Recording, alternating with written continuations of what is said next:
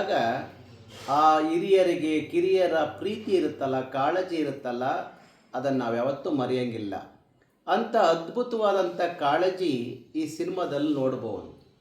ನಮ್ಮ ಹುಡುಗನೇ ನಿರ್ಮಾಪಕ, ನಮ್ಮ ಹುಡುಗನೇ ಇದು ವೆಂಕಟೇಶ್ ಅಂತ ಹೇಳಿ ಕರ್ನಾಟಕ ರಕ್ಷಣಾ ವೇದಿಕೆಯಲ್ಲಿ ಬೆಳೆದಂಥ ಗೆಳೆಯ.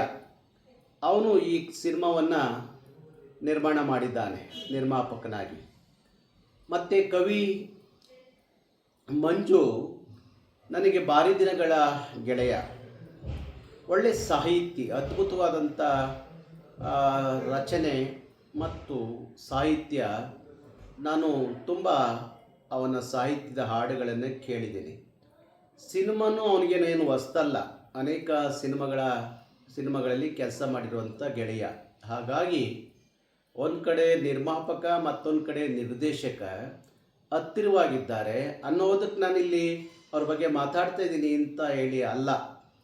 ಆ ಸಿನಿಮಾ ಆಗಿದೆ, ಆ ಸಿನಿಮಾದ ಆ ಸೊಗಡಿದೆಯಲ್ಲ, ಗ್ರಾಮೀಣ ಪ್ರದೇಶದ ಮುಗ್ಧ ಜನರ ಭಾವನೆಗಳ ಜೊತೆಯಲ್ಲಿ ಒಂದು ಸಿನಿಮಾ ತಗೊಂಡೋಗೋದಿದೆಯಲ್ಲ, ಅದು ಒಂದು ರೀತಿಯ ಸ್ವರ್ಗ ಅಂತ ಅನಿಸುತ್ತೆ.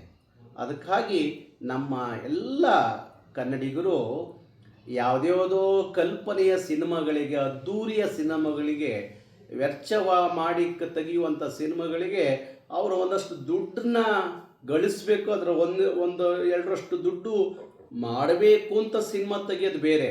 ಆದರೆ ಏನಾದರೂ ಒಂದು ಸಂದೇಶ ಈ ನಾಡಿನ ಜನರಿಗೆ ಕೊಡಬೇಕು, ನಮ್ಮ ತನ ಎಲ್ಲೂ ಕಳೆದು ಹೋಗಬಾರ್ದು ಅಂತ ಹೇಳಿ ಆ ಮುಗ್ಧ ಹಳ್ಳಿಗರ ಕಥೆಯನ್ನು ಆಧರಿಸಿ ಒಂದು ಸಿನಿಮಾ ಮಾಡೋದಿದೆಯಲ್ಲ, ಅದು ನಿಜಕ್ಕೂ ಅವರ ಕಾಳಜಿ ಅರ್ಥ ಆಗುತ್ತೆ. ಅದಕ್ಕಾಗಿ ನನಗೆ ಭಾರಿ ಹತ್ತಿರವಾಗುತ್ತೆ ಅಂಥ ಕಥೆಗಳು.